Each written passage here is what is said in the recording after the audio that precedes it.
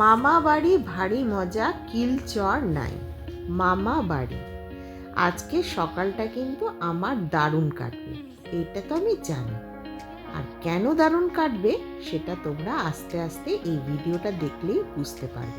তো চলো, আমি ময়ূরিকা চলে এসেছি একটা শর্ট ভিডিও নিয়ে তোমাদের সামনে। সকালবেলা প্রথমেই কিন্তু আমি রুম হিটারটা অন করে দিলাম। রুম হিটার অন করে আমি বিছানাটা পরিষ্কার করে নিচ্ছি,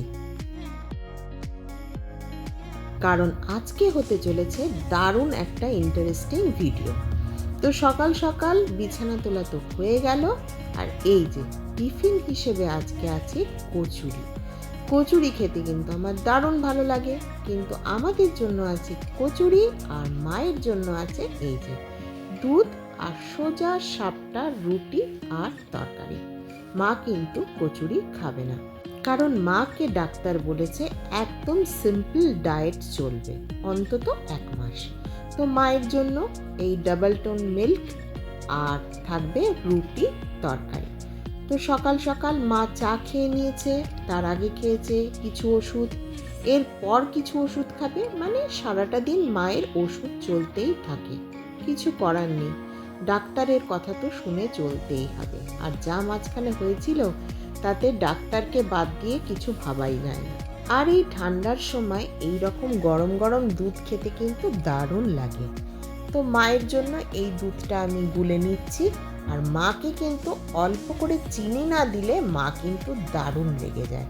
তাই ওই যে দেখলে ছোট্ট চামচের 1 চামচ চিনি ভালো করে মিশিয়ে এবার মাকে আস্তে আস্তে ব্রেকফাস্ট দিয়ে দেব। কারণ আমি মনে করি যাদের শরীর ভালো না তাদের time to time breakfast, dinner, lunch যাই হোক টাইম টু টাইম দেওয়া উচিত। তো চলো, সবার আগে মাকে ব্রেকফাস্ট দিয়ে দেব, তারপরে আমরা ব্রেকফাস্ট করব। তো মাকে এই দুধটা দেওয়ার পর মা বলছে গরম গরম দুধ তো দিলি, কিন্তু আমার তো ঠান্ডা লাগছে। তো সেই জন্য মাকে বললাম দাঁড়াও, তোমার গায়ের চাদরটা তোমাকে আগে গায়ে দিয়ে দিই। এর মধ্যে কিন্তু মাকে ফ্রেশ করানো হয়ে গেছে, দেখো একটা মোটা নাইটিও পরিয়ে দিয়েছি, আর এই চাদরটা গায়ে ঢাকা দিয়ে দেবো। আজকে কিন্তু প্রচণ্ড ঠান্ডা আছে, আর এখানে কয়েকদিন যাবৎ ঠান্ডার সাথে হাওয়াও দিচ্ছে, এইটা কিন্তু ভারী বিরক্তিকর। তো চলো এবার আমাদের ব্রেকফাস্টটা গুছিয়ে নিই। এই যে কচুরি, তরকারি, আর সাথে আছে গরম গরম জিলিপি। কচুরির সাথে জিলিপিটা কিন্তু দারুণ যায়, ভালো লাগে খেতে। তোমাদের কার কার ভালো লাগে কমেন্টে কিন্তু জানিও। আমার তো ব্যাপক লাগে জিলিপি খেতে, তাও আবার এই রকম করা। আমৃতিটা কিন্তু আমি পছন্দ করি না। আর দেখো, বলতে বলতেই আমার মামা আর মামি এসে হাজির। আজকে ওদের আসার কথা ছিল মাকে দেখার জন্য। দিদি তোমার জন্য বুদ্ধি পাঠিয়েছে, পিসিকে দিও।